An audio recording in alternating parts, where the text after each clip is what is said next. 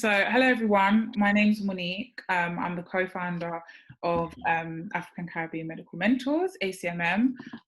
Thank you all so much for tuning in to our event today, Inside Black People and COVID-19. We hope this is going to be like a really honest and transparent discussion, and we have our amazing panelists today to help us aid that discussion. Make sure to comment any aspects of discussion to the chat. Myself and our events coordinator and Method, we wanted in the chat to make sure that your opinions are heard. If you've got any direct questions, then please direct them to a member of the panel and we'll get those answered as we go along. So we're going to start, and this is our panel for today. Do you mind if we just go in order and just 1 or 2 minutes to introduce yourselves? So starting with Michael, a bit about what you do at the moment and your invested interest in this topic. Hey everyone, thanks for tuning in. My name is Michael. I'm a junior doctor based in London. I'm F4 at the moment, so I hope to start surgical training in October. Obviously working, being on the front line, I sort of have a vested interest in the discussion we're going to have today, particularly pertaining to Black people and how we're disproportionately affected. So yeah, I'm looking forward to the discussion. Perfect, thank you. And Toffee, if you could do the same. Hi everyone, I'm Toffee. I am an intercalating medical student from King's College London. I am intercalating in the control of infectious disease. So obviously, like, COVID has been a very topical sort of event to happen. I also actually work at a COVID centre in South London, and I guess like my vested interest outside of literally studying infectious diseases is also that I did a lot of work in global health and talking about community outreach. And so I think just making sure that people are aware of the facts and people are better able to navigate what's going on is really important to me as well. Definitely, thank you. Dr. Tosin, let's go next. Hi, my name's Tosin. I'm a GP in London. I work as both an NHS and private GP. I think my vested interest, I think all of us as medics have a vested interest in COVID and how it's affected our community. And I think I've just taken a particular interest as time has gone on and as we've seen the statistics come out and as we've really had not many answers. So yeah, I guess that's my personal interest. Okay, perfect. Thank you very much. And finally, Raven. Hi everyone, I'm a graduate medical student at King's and I am also intercalating. I'm intercalating an LSc. I'm studying for a Master's in Health and International Development and specializing in population studies. So COVID-19 is also quite topical in terms of the demographic and population health kind of factors. I have also previously consulted for the World Health Organization in creating an African health system database. I'm kind of very interested in the African health perspective, especially. I'm really interested in global health and just the policy aspects as well. So that's what I'm kind of bringing to the conversation today. Okay, perfect, thank you. And myself, I'm Monique. Like I said before, I'm the co-founder of ACMM. My vested interest is similar to everybody else. I'm obviously Black and I have a Black family, and we've had to kind of think a little bit more about how the COVID-19 has affected us. And then as a future healthcare professional and having a network of healthcare professionals, I've kind of realised that there's a lot of things that people would have wanted to do differently, a lot of things that are kind of lacking. So that's been a real insight for me in terms of this is kind of my future and seeing how things are managed. And I also wanted to create a platform for our panelists and future and current medical community at the moment to think about how we can try and implement change and also recognise the effects of it on our community so we can work within our circles to try and improve that. So a little bit about ACMM. as I'm sure many of you know, we've been running for about 3 years now, and we are dedicated to supporting current and future Black health professionals and students. So that's my co-founder and myself, Shakila. We run a team of about 15 people, of which Michael is one of them. And our team basically works to support our vision. So we run a mentoring program, we run outreach in schools, we run events and provide resources for our community. Yeah, so if you look on our social medias and everything like that, you can get involved with the work we do. And one of the key things we want to do, and kind of aim of this event, is to just provide a safe space for our community to discuss these issues and work together to try and implement some change. So a little bit of background about COVID, as I'm sure you all know. It is a virus that spread through sneezing, touching surfaces, air droplets, etc. Around 36 people at the time of making this PowerPoint died in the UK. However, I think recent numbers are up to 51,000, which is extremely alarming. And from about March the 11th, it was declared a pandemic, and we went into lockdown shortly after, as you all know. So this is just a little bit of background about the disease. And then the effect on the BME community. I don't know if anybody on the panel wants to talk about the term BME just now, if anyone has any pressing ideas about what that means. Yeah, I know what it means. You want us just to define it generically or give our personal opinion on it? Personal opinion. Go left.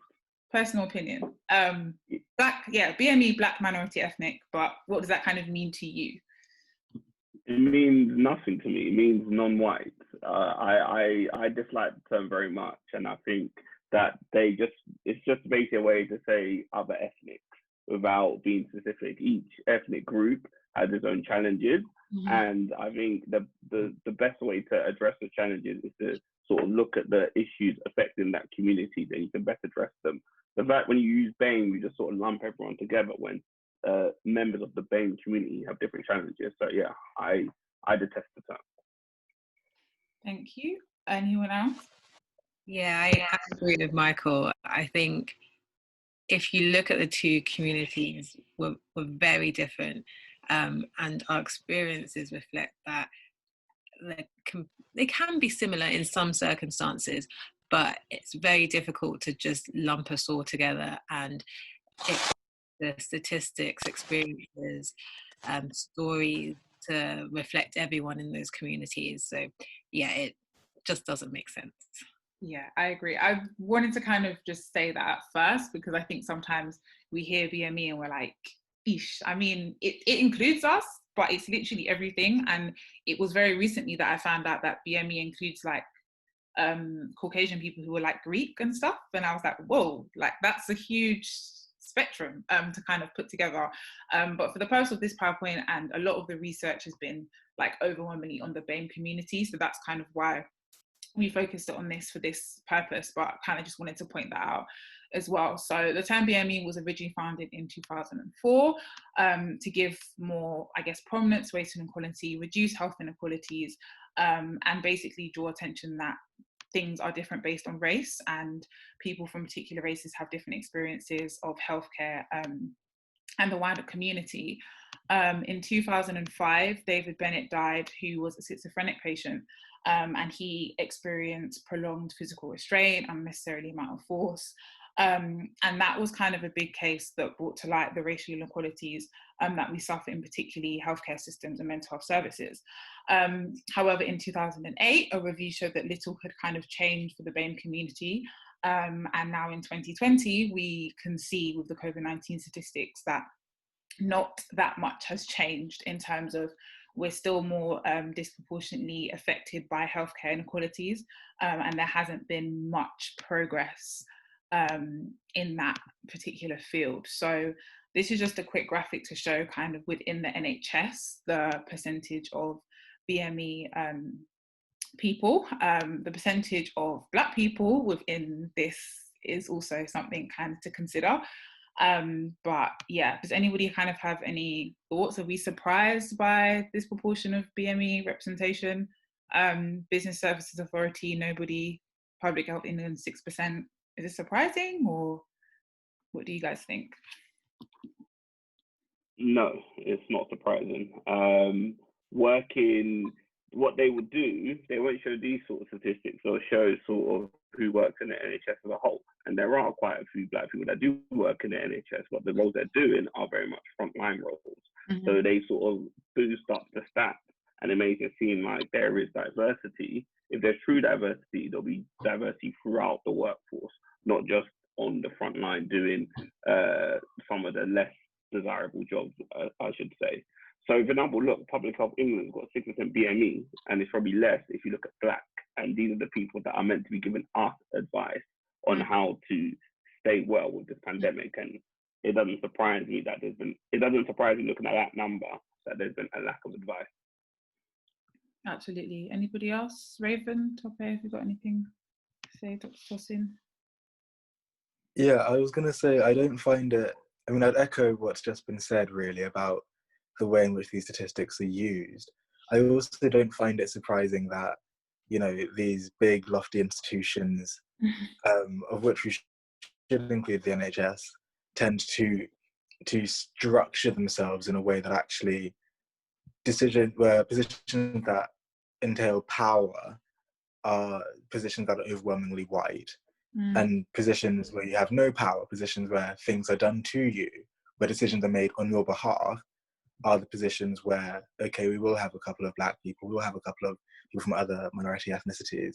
It's sort of part and parcel, I think, of what I think really undergirds this whole conversation about race and health and race and coronavirus, which is that our society as a whole is structured in such a way that actually all the people, or more of the people who have power, will be white, and more of the people who do not have power will not be. And that's not an accident of nature. It's political. It's policy. Yeah, I completely agree. Did anyone else have anything to add to that point? Yeah, I just wanted to echo that I agree with what he's saying.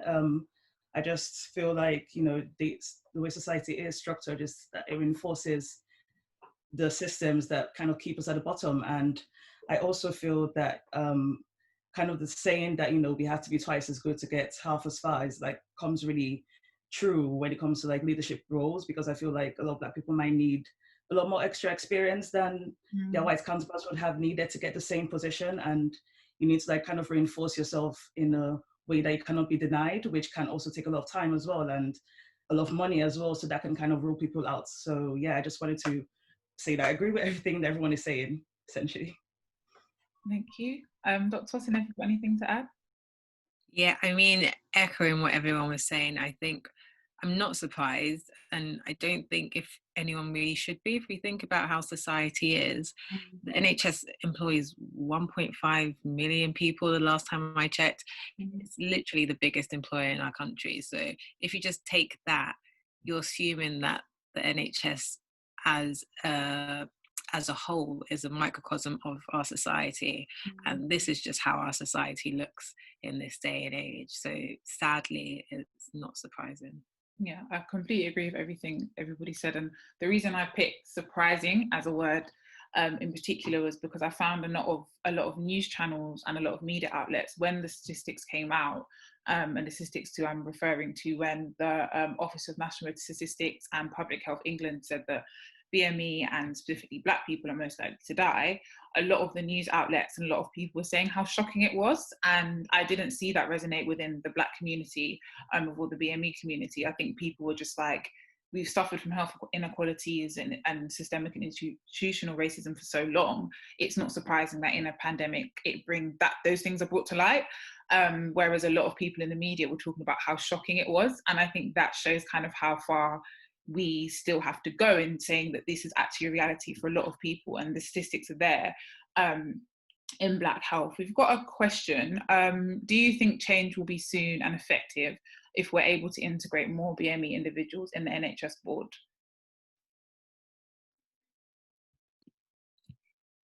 I definitely think if we had more representation, that would help. I think it's optimistic to say that we would see the actual fruit of that soon. I think that's optimistic, but I definitely think obviously representation will help. But it needs to be a massive change, because even if you just have a few more people in those top positions, they're still going to be overruled every single time by everyone else. So, I mean, we're looking at a huge change. Yeah, I agree. Does anybody want to add to that? Yeah, I think it's definitely part of how we get to making things better, but I don't think it's the major sort of fulcrum upon which our movement should hinge. I think, you know, having more individuals that can represent and speak to our experiences in positions of power is undoubtedly a good thing. But, you know, if I, for example, to become the CEO of NHS England tomorrow, that doesn't do anything to stop most Black people in this country from being disproportionately affected by poverty, from living in poor housing, having jobs where you're doing manual labor, which is bad for your health, you know, or like even like solving racism, which is bad for your mental health. I think we should always attend to like what we're expecting when people from Black and minority ethnic backgrounds get into positions of power. I think, you know, if you look at the government, for example, there are lots of people from an Indian background, and yet, you know, Indian people are still more likely to die in the COVID-19 pandemic. So how, like, thinking about that question, so what did that do for Indians as a whole in this country? Well, not very much. Yeah, I completely agree. I think it's good to have the figureheads there, but like you said, there's so many other factors that come into play, that even if you've got a figurehead who is Black, that will do a lot for, I guess, morale, but how much actual change is that going to make? And like Dr. Sossin said, it's not going to happen soon, because they've got to kind of work towards and dismantle so many other things are still kind of things that we face, which is a bit exhausting to think about. We've got another question. I think this is off something Raven said. In your experiences, do you find it tiring to have to be twice as good to get half as far? And it's just a general question to everybody.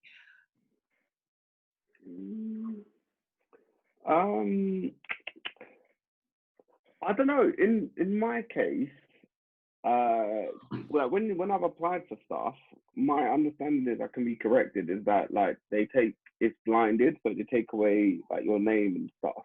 Like when you apply for training positions. So I can't personally say my experiences from like in foundation training and beyond, whether I've been disadvantaged for my ethnicity. Obviously before in that school and stuff, but definitely not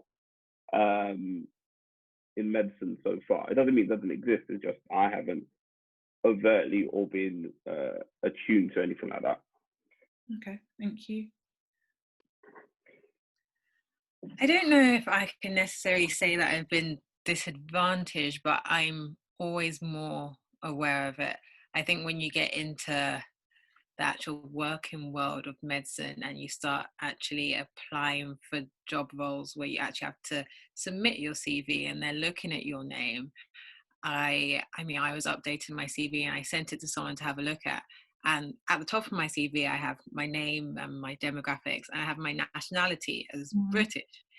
And they were like, why do you have that there? Take it off. And I was just like, no, because as soon as they see my name, they may assume, which isn't a bad thing, that, you know, English isn't my first language, or maybe I didn't school in this country, which again doesn't mean that I'm lesser than, but to some people I am when they see that assumption, and automatically I go to the bottom of the pile. So I do think in the working world, I'm more aware of it. I don't know if it's a disadvantage, but I'm definitely more aware of it. Thank you very much. Raven?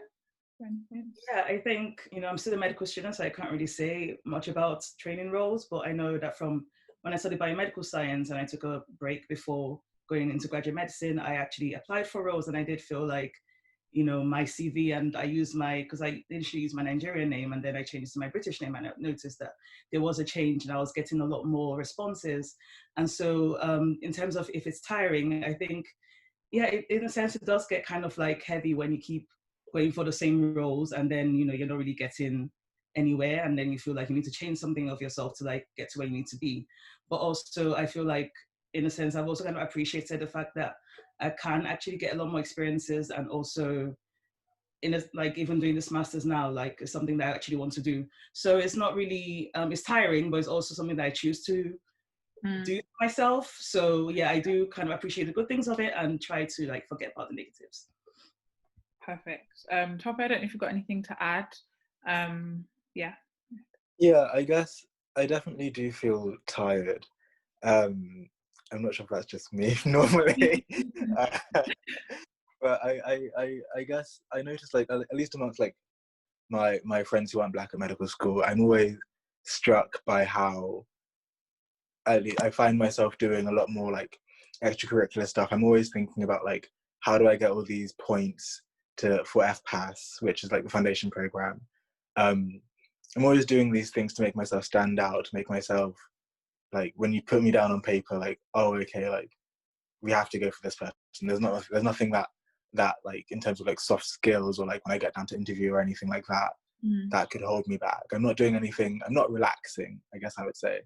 And I don't really see why, like, I feel that sort of pressure and my friends don't, if that makes sense. Like, and I don't think I'm being honest. I think part of that comes from wanting to get a good place, which is obviously like a good ranking, which is obviously like a good thing.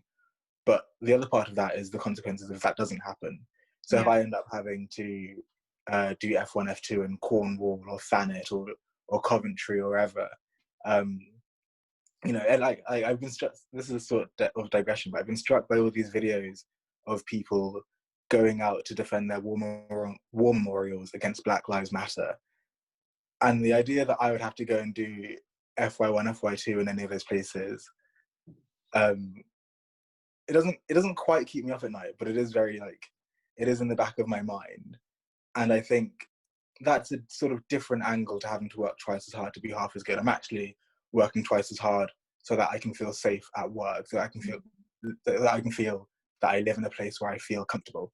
But I think it's slightly different.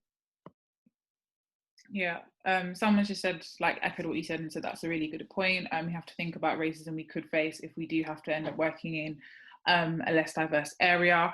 I think personally, I wouldn't say I'm tired, but it's kind of what Tope said as well. It's like, it is tiring to have to think of all these extra things that, you know, your white counterparts at medical school, your white colleagues don't have to worry about. So Dr. Tosin, I don't think there's probably any of your white colleagues who have had to think about, oh, what nationality should I put? And Raven, in terms of changing your name. So I think those are like small things that we're so used to kind of having to do and being aware of, we don't realize that that's actually a unique experience to us. So we've got another few questions, but I think we might cover them as we go along. So I'm going to move on.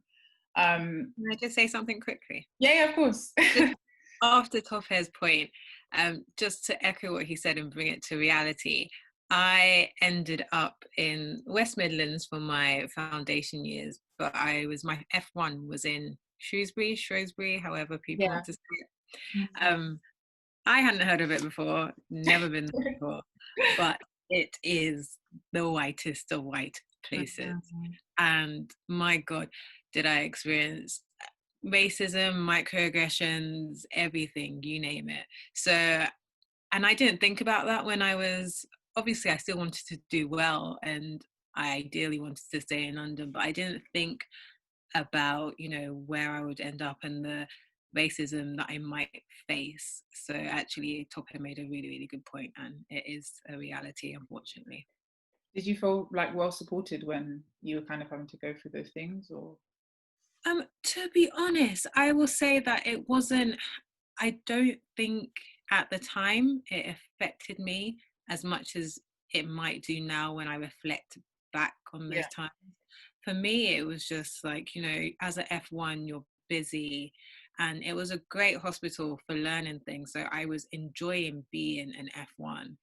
But actually, when I sit back and look about all the things that I just shrugged off, it was one too many. I would say now more than ever it's probably affected me more, but at the time I didn't seek support because it became the norm.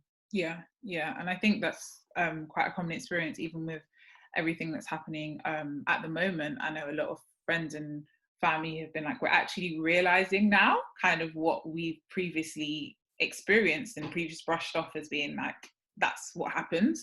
And now in light of everything happening and people actually actively trying to make changes and companies addressing these issues, we're now going through a stage of, wow, like this is actually my reality and this is what I've been experiencing for so long. So that's really interesting point that you kind of reflected back on it and then that made you realize. So these are just a couple of news stories which I'm sure we've all heard. So these were kind of partly the motivation behind this event, because we knew that we were being disproportionately affected. And for example, in the Belly case, the person who actually spat on her and she suffered, she got COVID and died from it, has not been brought to justice. And there's a couple of other healthcare workers who have had similar experiences. And as we know, a high proportion of those who have died as frontline workers were also from the BME background. So there's lots and lots of news stories, and at some points it can be overwhelming. But that was kind of the background for this event. So we're getting to the debate segment where we're just going to go through some questions, and everyone will have a chance to share their opinions. So firstly, how do you feel about the fact that Black people are more likely to die from COVID? So this can be your personal feelings or things that you've experienced.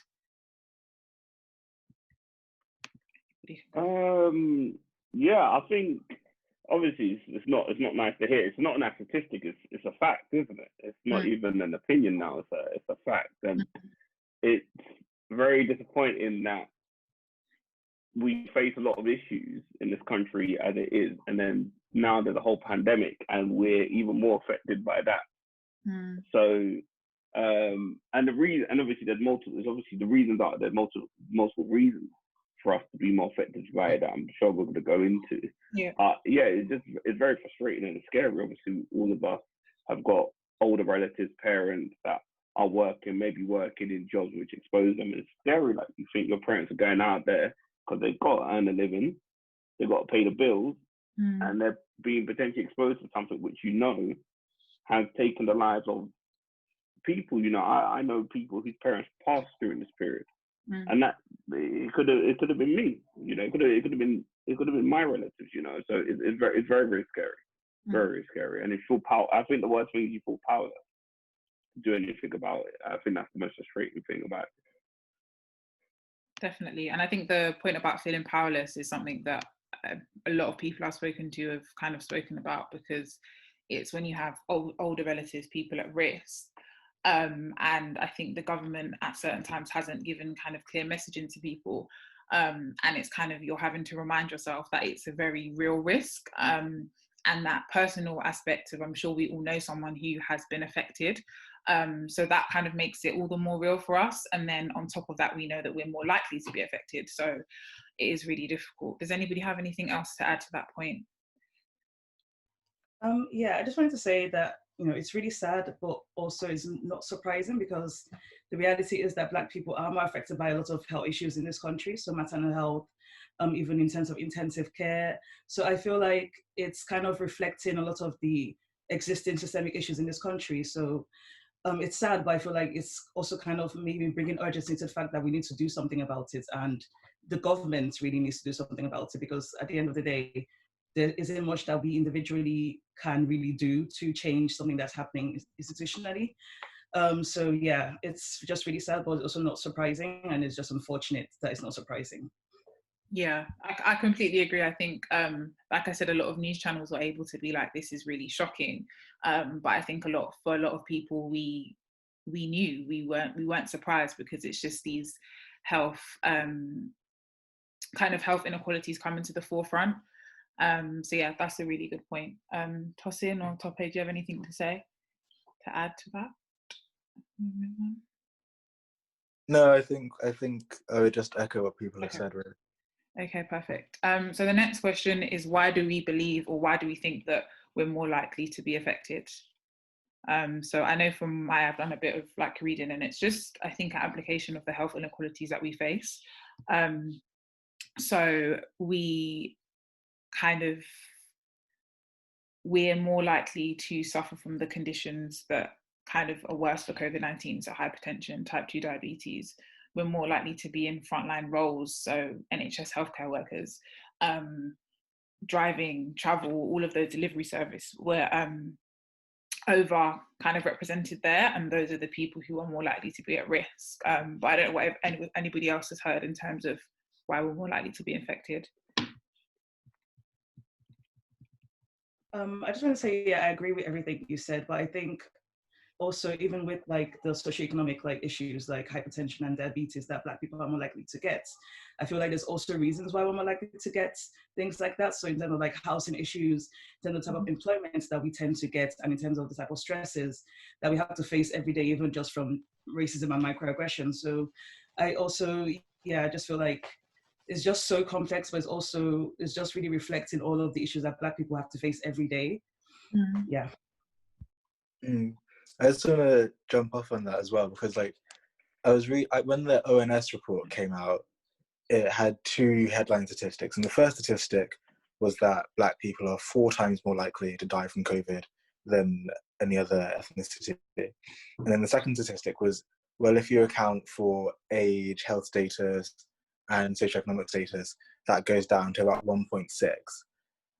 And I was struck by what a bizarre conception of race that is, that actually, if you dissect from race, you know, your access to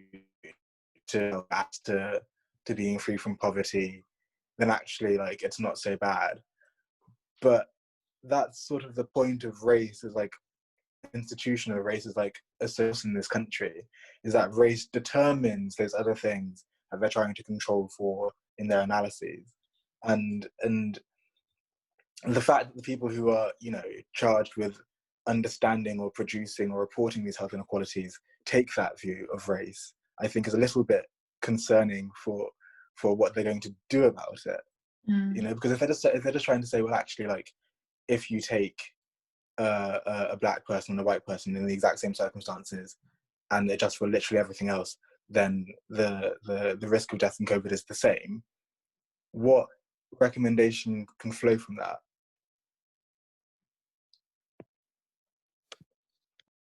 Thank you. Yeah, just to kind of jump off and talk what was been said earlier. I think there's like 2 strands to it. There's like what you were saying, Monique, about the increased chance of catching the transmission, which is the sort of putting yourselves in positions where you can catch it, i.e. if you're driving a bus or you're cleaning a ward or you're a healthcare assistant or you work at a ticket office or something like that. So these are roles which, unfortunately, Black people, being in the lower sort of working class in this country, are going to fulfill.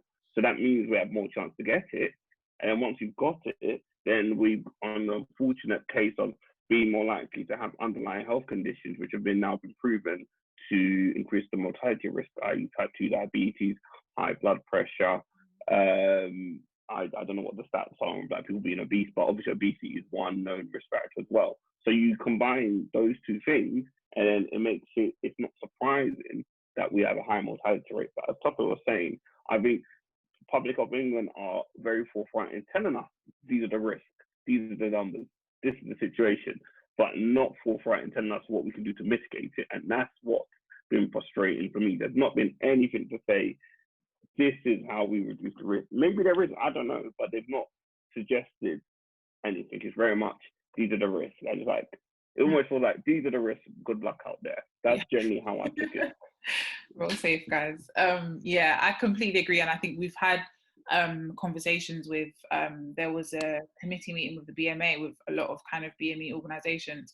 We were on ITV News recently talking about this, because it's just to echo your point, they've said all these statistics and that's it. So they're just giving them, put them out there, and have not recommended any solutions, not recommended, even a recommendation to recommend a solution isn't there. So it's like you're kind of going literally from, we had these statistics already, and we were kind of expecting that point to shed light on those things, and from their point of view, things that can be implemented to combat that. Dr. Tosin, do you have anything else to add to that? It's really just echoing what everyone said already. Like, nothing that we're seeing is new. We already know that there's long-standing inequalities in every sector that's been mentioned: socioeconomic, health, even unconscious, what they call unconscious bias within our NHS healthcare system. So we already know all these inequalities exist, but what I think COVID has done is brought them all together, and usually we don't see them all together at one time, and it's brought them all together and just manifested them for the world to see in this pandemic. So I think that's why it's shocking to everyone else in the world, but for us, we're like, well, you know, this has all existed for a very, very long time. You guys are just seeing it for really what it is, and all at one time, all together, with a mass impact. So yeah, I think COVID's just brought everything to light all at once. Yeah, completely agree. Someone said in the chat that Tumi says it's not surprising in the grand scheme of things, but it's a stark comparison to the original jokes going around that Black people were immune. I don't know if you guys remember January, February, where things were coming to social media. There was a lot of jokes about, like, I haven't seen Black people get it. And then this is kind of a stark wake-up call a few months later. So that's a really interesting point. Got a couple of questions actually.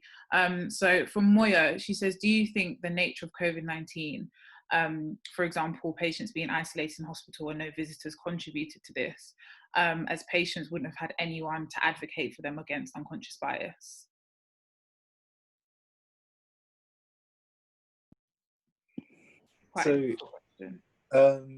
I saw a letter in the BMJ recently that took the opinion that it was too early to say exactly the impact of unconscious bias on patients in ITU or patients who are being isolated during the pandemic. I'm sure, like, it would be naive of me to say that, oh no, like, they treated everyone who's been intubated absolutely the same, when you know, we have, like, first-hand evidence that's not true. But the scale or the role of unconscious bias, or let's just call a spade, racism, in patient care, in terms of the differentials in deaths, I think is likely to be quite minimal compared to the bigger structural factors that put patients in the hospital in the first place. But I'd be very interested to see any analysis that could, first of all, like, discern and then measure where those sorts of co-variables. It would be really interesting to see that, definitely. My only kind of personal reservation is they haven't offered solutions even to kind of the stark statistics. So I'm quite cynical, unfortunately, in terms of them looking into unconscious bias, because I think sometimes by nature of calling it unconscious bias diminishes that responsibility, because it's like, we have this bias, but I don't actually know I'm doing it, and I'm not doing it intentionally. So I think that's where things get a bit different. Shakila said it's also important to recognise that Black people seem to be more impacted in Western, I've got a lot of questions, in Western countries than countries where Black people are majority. So that's actually quite a good point, that we're more disproportionately affected in the Western world, as opposed to anywhere else. Somebody else has asked, I think off the back of your point earlier, Tosin, was what advice would you give to a prospective medical student who is applying to medical school this year, and are in less diverse cities and worried about kind of the racism they might face?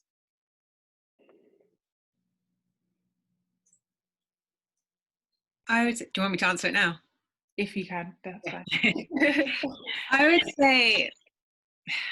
I would say be aware of it and be aware of your surroundings, but don't let it get you down. Don't carry it with you throughout medical school, because you have enough going on in medical school as it is. It's not easy. So yes, be aware of it. If something is really getting to you, if you can speak to someone about it, do. I would say it's not always a reality to bring up issues to be it your supervisor, anyone in a higher up position in medical school. And I'll be honest, that's the reality. I would say be careful about, in a sense, whistleblowing is what we call it, because although they say, you know, you should be able to bring up issues, you should be able to discuss them, it's not always received in a good way. So I think, to be honest, and I'm looking out for you when I say this, I would be careful if you're struggling with something to bring it up within the medical school and medical institute. If it came down to racism, it might be better off taking it somewhere else first and seeing how you can best manage it or how you can best handle it. That's my personal opinion. But all in all, don't let it get you down. Don't let it be a weight on you throughout medical school. And just focus on what you're there to do and prove everyone else that you're there for a reason, and just be the best medical student and doctor that you can be. Let it push you to be better than everyone else. Yeah, great. I was just going to add to that the BMA have released a charter for medical schools in terms of dealing with racism. And also, if you have any experiences, you can contact us. And we have a survey which the BMA have asked us to put out there. So there's channels through us or similar organizations where if you're experiencing things, you can go through those channels where you're kind of going to be heard and accepted in the first instance. Because I agree, I think sometimes when you raise it in the big institutions, you can sometimes be gaslighted or dismissed very easily. And that's not going to kind of help you feel more supported. So yeah. Someone just asked, have the statistics in the UK reflected elsewhere in the world? I'm personally not sure. I think. In what sense?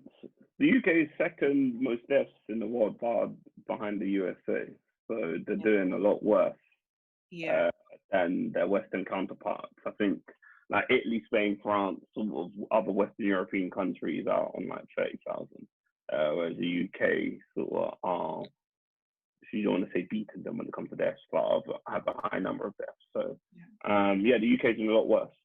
Definitely doing a lot worse, and that doesn't surprise me because there's been poor management from a public health perspective by the politicians in terms of probably delaying to going to lockdown because they probably wanted to keep stuff open for economic reasons. And then now then that's why we had a crazy sort of spike March or early April, and then things started settling down.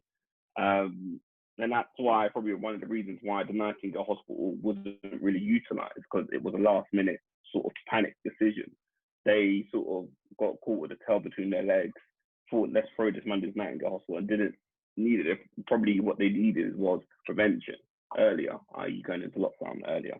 Anyway, so then there was delayed going to lockdown, and now obviously we're seeing people, they're trying to get out into lockdown. And there's question is why the motivation now? And obviously it's probably more economical again, because money, the coffers are running low. They can't afford to furlough people for this long. So it's potentially putting ourselves at risk again because of financial reasons. Yeah, completely agree. I think you've covered everything there. So we're going to move on to the next kind of question, and this is, I guess, more relevant for all of us. So how do you feel the pandemic was handled from a medical perspective? So in terms of NHS support, PPE, for the doctors on the panel, kind of what information you were given, how much information when it was delivered, kind of your experiences on the front line, and then for medical students, kind of how it's affected your practice and kind of what you've seen and how you think it's been dealt with so far. I guess I can speak from a primary care point of view, but literally very poor, very, very poor. In terms of, let's say, PPE, we weren't given any until, I can't remember when we started to receive PPE, and even then it was minimal. So you're finding a lot of GPs, a lot of pharmacists haven't been given anything, having to fork out money themselves to provide their own masks, aprons, gloves, etc., which they shouldn't have to be. And it might not seem like that much, but when you add up every single staff member wearing masks every single day, which we're probably going to have to do for a long, long time, it's a lot of money. In terms of guidance, again, very, very little. We're literally having to formulate our own guidance within the boroughs that we're in. So you'll realise different boroughs are doing very different things when it comes to primary care. So you find that in one borough, GPs are still seeing some patients, and in another borough, they're not seeing any patients, because we've been given no guidance. So we have to initially get together with the other GPs in the area and figure out what's best for us and what's best for our patients. So yeah, at the beginning, it was a hot mess. I think things have calmed down a bit, and now it's at the stage where we're coming out of lockdown, and again, we don't really know what we're doing in primary care. Some GPs have started opening back up, and some are still in this just telephone mode, which isn't sustainable, to be honest, for a lot of places. So to be honest, everyone's just making it up as we go along, just trying to do what's best for us and our patients. But it's the communication, the guidance has been really, really poor. Yeah, I just to jump off of that as well, because the COVID centre where I work is a primary care service. So we're basically mirroring GPs. So for every patient who's suspected to have COVID, they come to us as opposed to going to their normal GP appointment. So every patient that needs to be assessed comes to us. And the service where I work, first of all, is being shut down next week, which is interesting because people will presumably continue to still have fevers and therefore potentially have COVID in the future.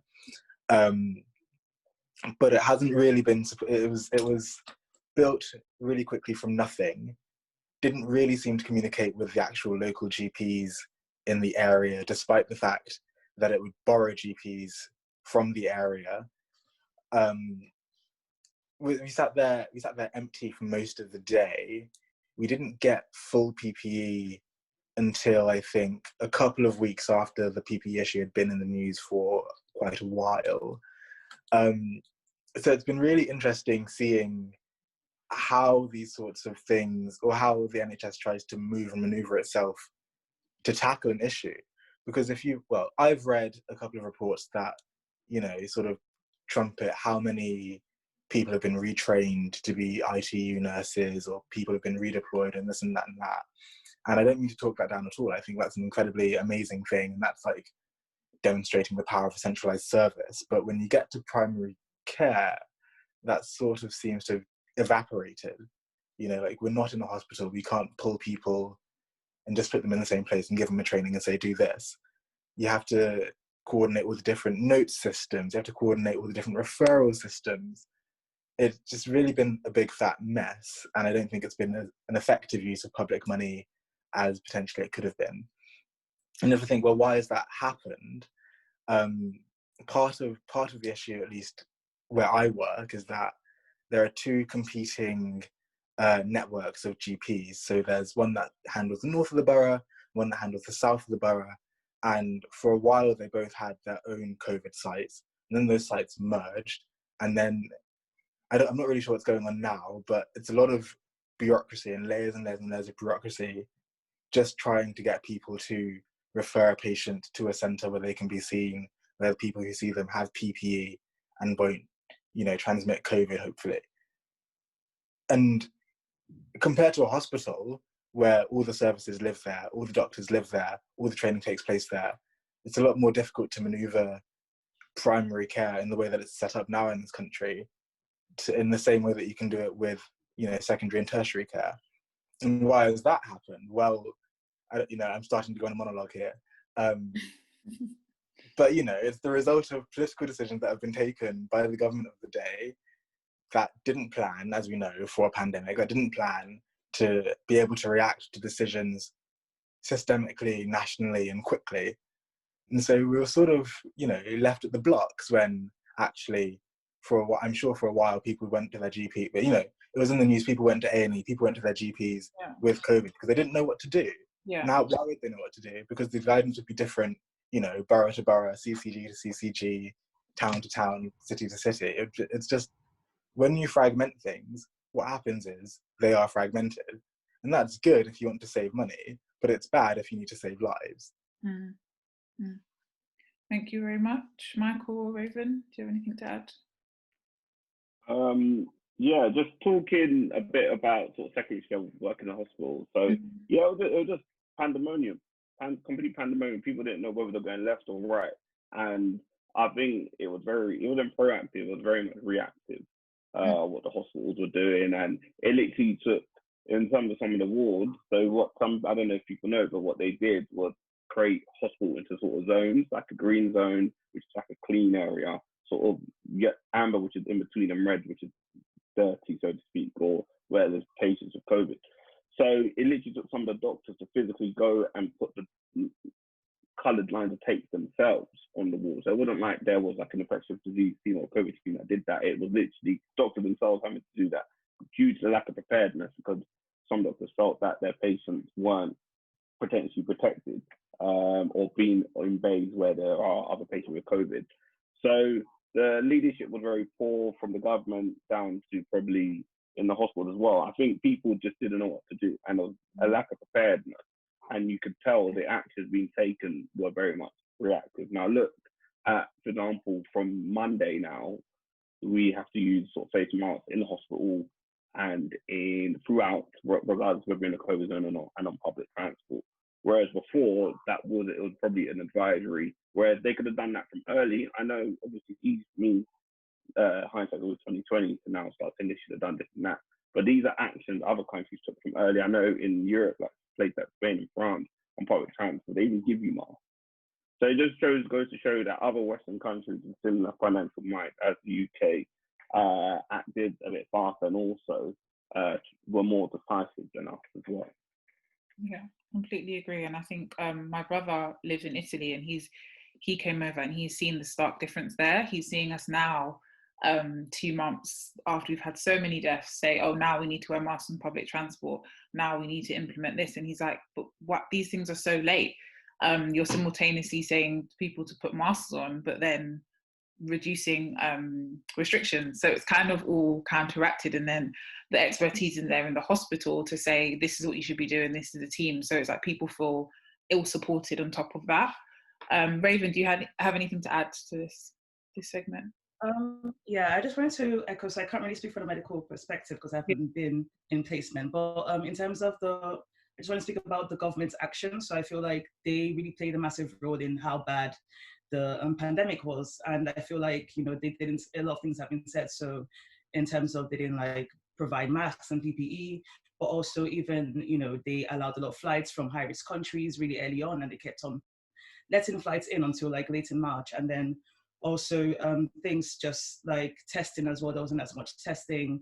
The policies that they had, so like the herd immunity thing that we were going to do, but then that was kind of rubbish. So that period just kind of led to a lot of people just getting infected when it could have easily been prevented.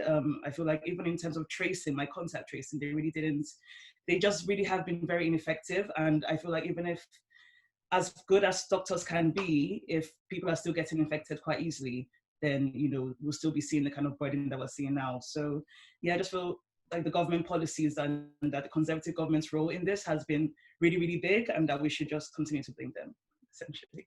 Yeah. That's a good point. Somebody's just asked, MF has just asked, do you think if there's more knowledge about the BME community and how we're disproportionately affected, that kind of in the government or in the NHS, do you think that could have changed how the pandemic's been handled? I think it's difficult to say. I think quite a lot of the government's actions are fairly predictable insofar as that, well, what do I mean by predictable? I think it's predictable that the government would spend months trying to make their own test, trace and isolate system when other countries already had their own systems ready to go, and that the government didn't pursue, for example, simply buying one. I think it's predictable that the government would sort of tweak guidance from WHO. So the PPE, and I've never seen anyone wear the PPE that was, for example, seen in Wuhan, where you have 3 different layers of protection, And so far as I know, very, very few of their doctors actually became infected with COVID because of it. You know, there was a debacle because the government said actually you should only self-isolate for 7 days when WHO said 14. Just time and time again, the government seemed to pursue things that were fairly ideological as opposed to being guided by the science, or at least the science according to WHO. And for that to change based on a better understanding of, you know, the lived experiences of Black and minority ethnic people, I don't have that much faith in. I read some reports actually that the SAGE group, so the Scientific Advisory Group for Emergency, in their modelling, presumed that people who work in care homes work in just one care home, and that they never work, they're not spread amongst networks of care homes, and therefore, even if they got it in one care home, they would spread it less. Now, that's not true, and presumably they didn't try and find out if that was true. They just assumed that to be the case. And so, you know, if there are other assumptions in their modelling based on how, for example, Black people live, then you might presume that actually there'll be other mistakes of a similar magnitude being made in their models. I've not seen any of that reported, but it's certainly plausible, at least in that way, or at least in that very like impactful way, how having a better understanding of how people actually live their lives, you know, changes how governments behave. Thank you. Has anyone else got anything to add, or are we all to? I was going to say, I don't know if it would have necessarily made a difference, because I think the government was very focused on, I guess there was a need to keep the country running. And like we've already said, unfortunately, we're in positions a lot of the time where we're on the front line, whether it's supermarkets, working in pharmacies, everyone that works in the hospital, from your porters to your doctors. We didn't have the privilege to work from home. And I think in this day and age, working from home is a privilege. And a lot of Black people, especially in the older generation, they didn't have the privilege to work from home. So even if the government knew a lot of these statistics beforehand, I don't think we would have still been able to say, okay, all of you guys work from home, because who's going to keep the country running? So I don't think it would have made too much of a difference, to be honest. Okay. Anybody else got anything to add, Raven? Yeah, I just want to add that I agree. I don't think, you know, the BME experience or more BME people in the leadership roles would have made a difference, because I just feel like the way, so in terms of health systems and the way the British health system is very like demand based. So they tend to just have enough supplies to manage the predictable conditions that they expect to have. And then you see like other healthcare systems, like in Cuba, for instance, that just always, there's like more supply based, where they always just ensure that they have adequate supply of facilities, of workers, of, you know, equipment. So I feel like the healthcare system, the way our healthcare system is structured, also kind of affected that. So more Black people in leadership roles will not have changed that, because the health system is already the way it is. So it's just the hope that as we move forward, now that we've kind of been through this and we're still going through this, then that we can change and maybe become more supply-based and less demand-based. And I think that's a really good point, because I think that was brought to light in the lack of resources that everybody said. Like Dr. Tosin, you said the people have had to buy their own resources in each sector, even when kind of financial resources are so stark. And I watched a panorama which kind of looked into how the government has prepared and provide resources. And I remember them saying they counted each single glove to make it seem as if they had gloves for everybody, and they overestimated their numbers, and they didn't provide even the most basic PPE for a lot of our health professionals. So I agree that because we're on the front line, we couldn't necessarily prevent people from being on the front line. However, we could have given them more equipment to make sure that they were more protected in their jobs and not being able to work from home. So one question I wanted to point out from this PowerPoint is, do you think the death rate would have been affected or, you know, prevented to being, if the government had kind of provided more PPE and more support for healthcare professionals and frontline workers? Not just PP. I think things to obviously hindsight again, but things that probably would have helped with reducing the transmission of disease and reducing the death rate would have obviously been locked down earlier, so reduce the transmission between people. Also, if people are going to work, particularly, obviously, I know we only know now later that Black people are more affected, but doing risk assessments. But even so, I know that from early they said, look, if you are in certain categories, I think it was like severe asthma or cancer, you're a vulnerable person, go lock down yourself for 12 weeks. They could have done that for more people, clearly. Do risk assessments, and if you're deemed to be in a high risk, take you off the front line, or put you in a role where you're not putting yourself at risk, whether it's working in the back office or whether it's possible. I appreciate you can't drive a bus from home, but if there's possible where there's some roles that you can do from home, if you could have a work sort of modified role, then these are things that could have potentially reduced the death rate from the numbers, the 40,000 plus that we've seen. Yeah, I agree with Michael in saying that risk assessments would have been a good idea in hindsight. I would say especially for the doctors and the doctors that came out of retirement, because there was this, I think it was just this panic from social media, the government, that we need doctors, where, to be honest, I don't think we needed all those doctors that came out of retirement, and they put themselves in positions of danger and risk. And unfortunately, I think, was he 68 or 70? One of the doctors that came out of retirement passed away. And if he had been risk assessed, it was clear that he shouldn't have been on the front line. So yeah, I think risk assessment in hindsight would have been ideal for doctors that were coming out of retirement. And actually, if we just paused to take a second, we didn't need doctors that hadn't been on the front line coming out of retirement, to be honest. There was a lot of locum doctors that were actually had kind of steady locum work. I'm talking about primary care especially now, that all of a sudden didn't have any work because you had a rush of doctors coming out of retirement. And especially when you're looking at primary care, these doctors aren't up to date with all our guidelines, etc., which in primary care is changing all the time. So I don't think it was necessary or safe. Yeah, I completely agree. And it was a bit ironic, like you said, that a lot of doctors that are calling out of retirement are in the high risk categories that us who are supposed to be shielding. So there's a number of kind of sad stories of doctors coming out of retirement and unfortunately dying from the virus, which they could have been protected from. So just in the interest of time, we're going to move on to our last kind of segment. And it's just to touch on the effects of lockdown and the impact on people's mental health, because obviously we've been restricted for a long time.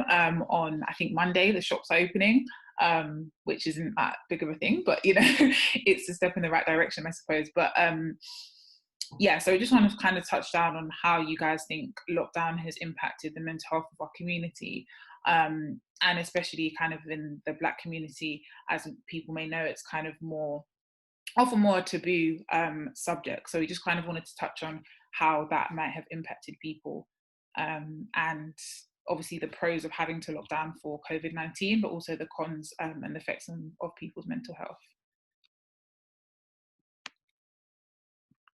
I think if you haven't been affected by this whole period in some kind of way to your mental health, whether it's periods of anxiety, periods where you're feeling low or just uncertain, then you're superhuman, because it's been such a huge change for everyone, for our whole society.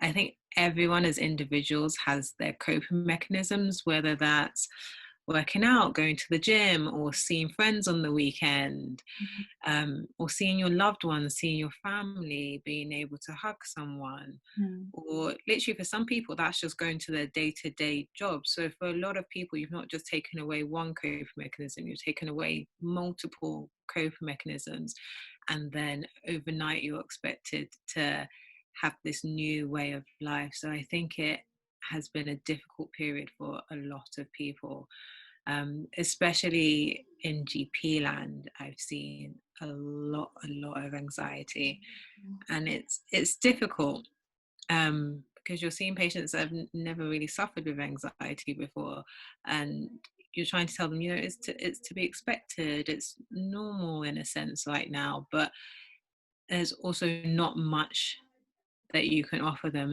apart from the usual medical advice. But it's difficult because you feel the anxiety as well. So you can't say, oh, you know, everything's going to be okay, because you're just like, oh, well, you know, it's an anxious time. So definitely in GP land, I've seen a big rise in just mental health problems, and those people who already have mental health problems have really struggled in this time, because a lot of their access to resources initially just weren't there because no one knew what they were doing. So initially those people who did have mental health teams, who had follow-up appointments with their mental health teams, they were just taken away and they were just left. So it was initially a very difficult time. I think gradually, in terms of mental health, is catching up, but overall I think it's just been a difficult time for everyone. Yeah, thank you. Braven, did you want to add to that? Yeah, I just want to say I agree, you know, it's impossible, or not impossible, but very unlikely that this did not affect people's mental health. It's just such a difficult situation. And in terms of the lockdown, so like people losing their jobs, just a lot of Black people working in healthcare environments, and then finding out that, you know, Black people are more likely to die from the disease. So, you know, all of these kind of factors could have easily affected people's mental health. I also feel like, you know, schools closing down, and mothers having to kind of like take on that role as like the teacher, the mother, while also caring for themselves. So yeah, I just think it's such a difficult time, and people just need to try and just take care of themselves as best as they can, because no one knows when it's going to end. So the uncertainty as well is also kind of playing into that, like giving a lot of people anxiety, because who knows when, you know, things will just go back to normal. So yeah, I agree. Okay, thank you. Anything else to add, guys? Or someone's asked a question. So do you think the increased prominence of the Black Lives Matter movement currently has had an effect on the mental toll of COVID-19 and how it affects specifically Black individuals? This question's from Lola. Yeah, it's a good question. I think it's lockdowns are difficult anyway on your mental health. Obviously, it may affect your economic sort of situation. It may affect your mental health, as previously explained. And then obviously to have the added sort of trauma, because that's what it is when you see these videos, or not even see the videos, hear headlines of the trauma and the murders happening to Black people around the world, that does potentially can add another toll to it. And it's very difficult. And I think sometimes it's about, and I do it myself, sometimes I'm like, this is too much. This is too much to process. This is not normal. I'm switching off from social media. I won't even go on Twitter or Instagram for a day or two, because obviously it's all on the feed, everyone's talking about it, and as they should do, because it's very topical and very relevant. But sometimes it's about being like, look, this is traumatic. I don't want to see this for the next day or two, and switch off and just go do something else, whether it's playing cards, whether it's just talking to someone, because it can weigh you down. It can weigh you down. It's a lot to deal with in a short space of time. I'll be speaking for everyone when I say this year's been crazy. There's just so much stuff going on, and we need to make sure we look after ourselves during this period. But salute to the people making sort of people aware of the movement, because the movement does need to happen, and salute to people that went out and protested and raising money and sort of making people aware, because that is also needed. But obviously look after mental health as well. Yeah, I completely agree. I think a lot of people have had to kind of turn off notifications and have active breaks from their phones, because I think being in lockdown as well, you don't have your normal kind of releases of like seeing family and going out, and those things usually take yourself away. So I think for a lot of people who might not be working at the moment or studying at the moment, it's very easy to constantly be on your phone and consuming these things. And like you said, it's already an uncertain time. And people are anxious, and then you have the kind of very personal toll of Black Lives Matter. And I think one thing that stood out for me was for all the Black people I knew, this was a very kind of traumatic and experience of kind of reliving things and realizing the gravity of the situation. But then you have the other side where everybody else seems to be shocked and seems to now be kind of listening and learning, which is very good, but it's hard because you're thinking, I would like the privilege of having to learn about these things rather than experience them. So that's kind of a stark difference that I found a lot of people were struggling with. Yeah, I don't know if Tope or you guys want to add anything before we move on. Yeah, just to echo the same point, and also, the protest as well, just everything has been so hard. I just feel like, people going out and like needing to gather as well to kind of increase awareness also kind of increases the risk of them, catching, because there's still a pandemic going on. So that kind of knowing that they have to do this, that we have to do something like this, but also put ourselves at risk, can also like just worsen people's mental health. So yeah, just to echo that, it could have also kind of added a double burden in a sense to most Black people, I imagine. Yeah, I completely agree. Tope, anything to add? Or we could move on? Yeah, I would just say I think the death of George Floyd and that sort of becoming a global moment, it definitely impacted my mental health, at least, a lot more than just being inside a lot has. And I know that's going to be true for quite a lot of people as well. I think, I don't know, I guess I agree with you that it's interesting to see all these people, listening and learning and deciding that like anti-racism is their thing. I guess because, I don't know, like for me personally, I've done a fair bit of like anti-racist organizing at medical school, and a lot of the people who are now saying, like you should listen to Black people, these are the resources you need to look at, were the same people who, didn't fill up the seats when we would hold events, when we would petition people, when we would do these sorts of things. And so it's sort of, this sort of like this mistrust, like it's too good to be true. Like you can't believe that suddenly, like when people say Black Lives Matter, like do they really believe that? Like do they really mean that? Like what is that, like how far are they willing to go with that? Are they going to actually do the work? Or, when they release lockdown and things go back to the new normal, will that fade away with it? It's sort of, it's the extra layer upon seeing, like brutality all the time, knowing that this pandemic has a disproportionate effect on your community, and then the people who decided to care about it also have the option to stop caring. That's been playing on my mind, at least. I don't know if any of the other panelists have felt the same, but certainly for me, I think a lot is happening at the same time, and I find that to be quite overwhelming. Yeah, I completely agree. Tosin, do you have anything to add before we just move on? No? Okay, thank you. So we're just going to move on to the final part to kind of end on, I guess, an uplifting note. Just a statement from the panelists. What do you think we can do to implement change that doesn't have to be on a like take over the NHS level? It can be a very personal level, things we can do to support our community, family, friends. Just, yeah, a final statement from each of you, if that's okay.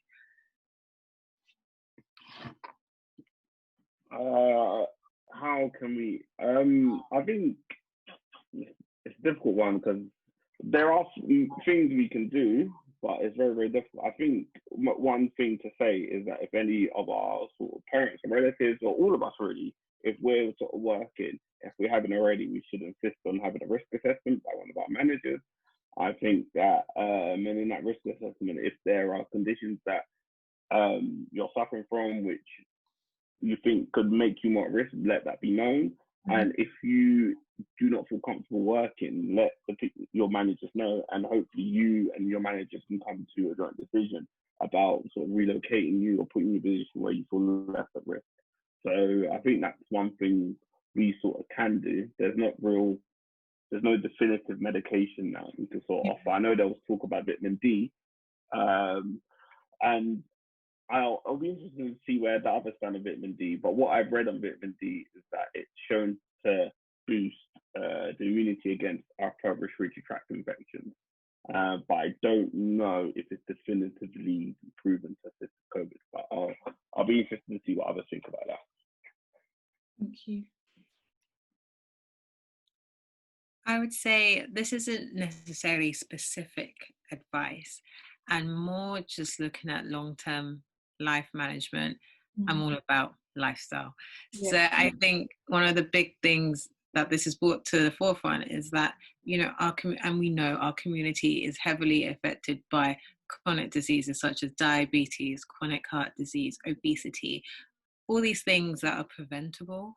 And I will say for my generation, your generation, we just need to educate ourselves so we can also educate our parents, because they're at a higher risk than we are. And I think it's really difficult because often we look at our parents and we just say, oh, well, you know, they've been living this lifestyle for 40, 50, 60 years, let them continue.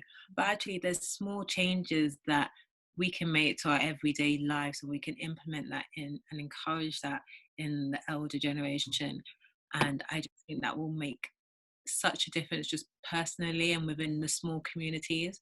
So I would say if there's one thing that you can do is encourage people around you to generally live a healthier lifestyle, and you don't know what effect that could have in the long-term health. So yeah, that's my piece of advice. Great, thank you. Raven, do you want to go next? Yeah, I just wanted to add that I agree. We definitely need to change a lot of our lifestyle and like diets. I also feel like individually as well, we kind of need to just do our part to spread the correct information. I feel like there's been a lot of misinformation out there. Even like someone mentioned, you know, people saying that Black people could not get COVID initially. And I also feel like a lot of the popular blogging sites, like the Shaper, for instance, they could also like play a very great role in this, in spreading the right information and in like just encouraging people to do the right things. I feel like we can also kind of use this to our advantage, not in the best way. So so basically in terms of like the economy crash and a lot of people are at home, so you can start an online business that, you know, that more people will be able to like, you know, able to actually access now that they're at home, in terms of even investing and learning how to like use the stock market, for instance. That's just like individual things that we can do. We can also use this, kind of reframe it in a way and not think of it in a negative way, but think of it in the positive way that we can use to improve our lives during this time. Yeah. Thank you. Tope, do you have anything to add to that? Yeah, just to jump off the using the stock market, I'm not qualified to give financial advice, so please don't interpret this as advice. But there are financial products out there that do freeze the rate of interest, and the rate of interest is projected to tumble. So just think about that for a second. In terms of implementing change, I think the most important thing to do is for us to organize and gather as we have done today. I think collectively we do have a voice. I think, you know, people are starting to take notice of like what we have to say, and we can leverage that to make our voices heard. I think the news has just broken that actually the Public Health England report did originally contain recommendations, and that these were censored by the government.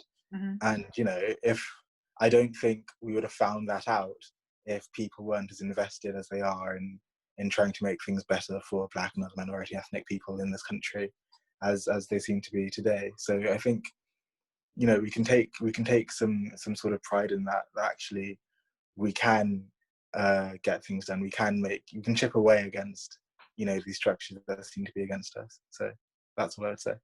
Yeah, thank you very much, everyone. I think from my perspective as well, with ACMM, like I said before, we have contact with the BMA, and currently we wrote a letter to Matt Hancock to say where are the recommendations and kind of push that forward along with a lot of other groups as well. So we're trying, guys, systemically, like with the people up there, to kind of get our voices heard. And what you can do individually as well is, like, events like this contribute. The more kind of we know about people's opinions and what people want, the more we can then present that to the people who can hopefully hear and make those changes. So yeah, so just to close up, I just wanted to put this out there for anybody like watching and thinking about how to support kind of ACMM. This is kind of our impact to date. So we've been running for about 3 years, and we're kind of trying to just keep progressing, keep making a difference to the community. So just wanted to kind of put that out there for anybody who's interested in ways to kind of support us. And then I wanted to thank everybody. It's weird because you can't do a round of applause, but like round of applause to all of our panelists. Thank you so much for dedicating your time and expertise and supporting this event. As you guys can see, the panelists have kindly given their emails or social media contacts. So if you want to contact them directly for anything, then that is also fine. Also make sure you're following us on our social media so you can keep up to date with our next kind of initiatives and events.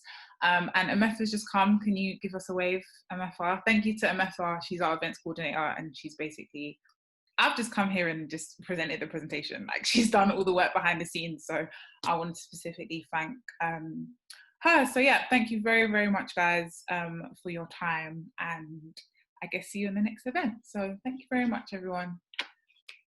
Bye. Thank you. Thank you. Thank you.